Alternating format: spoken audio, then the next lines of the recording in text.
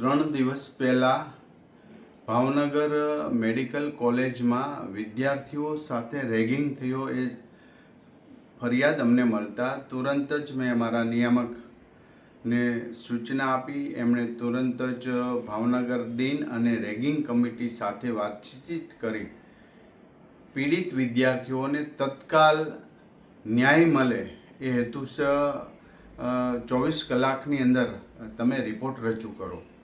Ragging committee અને dean દ્વારા ભાવનગર કાલે 5 વાગ્યાથી આજે રાતના 2 વાગ્યા સુધી તમામ દસ્તાવેજી પુરાવા ચકાસણી કરતા ખરેખર ત્યાં વિદ્યાર્થીઓ ઉપર રેગિંગ જેવું અસામાજિક પ્રવૃત્તિનું કૃત્ય થયું હતું. એ જે ફલિત થાય છે, સાબિત થાય છે.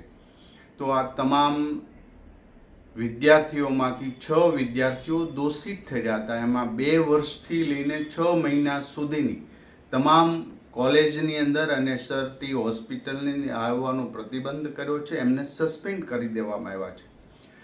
હું હજી વિનંતી કરું છું કે તમામ વિદ્યાર્થીઓ કોલેજના, મેડિકલ કોલેજના દીકરા દીકરીઓ, તમે અહીંયા ભણવા આવ્યા છો, શાંતિપ્રિય, તમારા મમ્મી પપ્પાએ સ્વપ્ન વાવ્યા છે, સરકાર પણ એટલો જ ખર્ચ કરે છે સામે, ત્યારે આવી કોઈ પણ ઇતર પ્રવૃત્તિમાં ન પડતા તમે તમારું કરિયર બનાવો.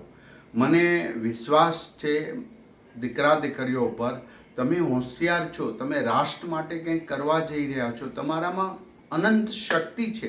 બસ અભ્યાસ દરમિયાન એ બહાર લાવો અને સેવાના હેતુસર ડૉક્ટર બનવાનો હોય અને એ આવી પ્રવૃત્તિ કરે એ ખૂબ જ ડેન્જરસ વસ્તુ સભ્ય સમાજ માટે.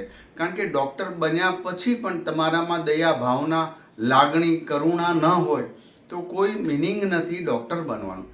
માટે આજે આ 6 વિદ્યાર્થીને 2 વર્ષથી લઈને 6 મહિના સુધીનો સસ્પેન્ડ કરી દેવામાં આવ્યા છે અને અમદાવાદના રેગિંગ કરનારા વિદ્યાર્થીઓને પણ 3 વિદ્યાર્થીઓને સસ્પેન્ડ કરી દેવામાં આવ્યા. હજી પણ કોઈ દીકરા દીકરીને ક્યાંય પણ પ્રશ્ન હોય તો રેગિંગ કમિટી, તમારા ડીન અથવા તો જે ત્યાં મેલ અને રેગિંગ થતું હોય તો કમ્પ્લેન કરવા માટે તમે એક કોલ કરજો અથવા એક મેલ નાખજો. તુરંત જ તમને ન્યાય મળશે.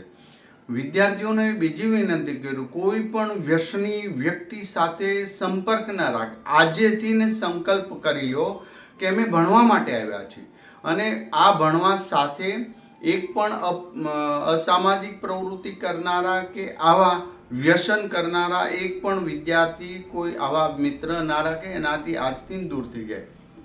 હજી ફરીવાર હું ચેતવણી આપી રહ્યો છું કે તમે ભણવા આવ્યા છો, તમને કોઈ તકલીફ નહીં પડે, પણ જે તકલીફ પાડનારા છે એને આ જ રીતે ન્યાય મળશે અને તુરંત જ કાર્યવાહી થશે. અમે 24 કલાકની અંદર આ બદમાશોના કૃત્યને ઉઘાડા પાડી અને તુરંત જ અમારી રેગિંગ કમિટી એમને સજાગ કરી છે. આવનારા સમયમાં એક પણ રેગિંગની ઘટના ન થાય એવા હેતુ છે. અમારો આરોગ્ય વિભાગ પણ સક્રિય છે ને આરોગ્ય શિક્ષણ વિભાગ સતત સક્રિય છે અને કંઈ પણ આવા પ્રશ્ન હશે તો ચોક્કસ વિદ્યાર્થીઓને ન્યાય મળશે. આજે આ ઘટના એ ખૂબ જ નિંદનીય છે. કારણ કે ગુજરાતમાં 2 મેડિકલ કોલેજમાં આવી રેગિંગની ઘટનાઓ થતી હોય ત્યારે હું હજી કડક ચેતવણી આપું છું કે અમે કોઈ પણ બાબતની આવી અસામાજિક પ્રવૃત્તિ ચલાવી લેશું નહીં. ભારતીય જનતા પાર્ટીના એ શાસનની અંદર દરેક વિદ્યાર્થીઓ શાંત, સુરક્ષિત અને અભ્યાસ માટે અહીંયા આગળ આવે એ જ હું મારા વિભાગને સૂચના આપું છું. અને હવે આવું ઘટના ન ઘટે એવી અમે બધા જ મેડિકલ કોલેજને સૂચના આપેલી છે.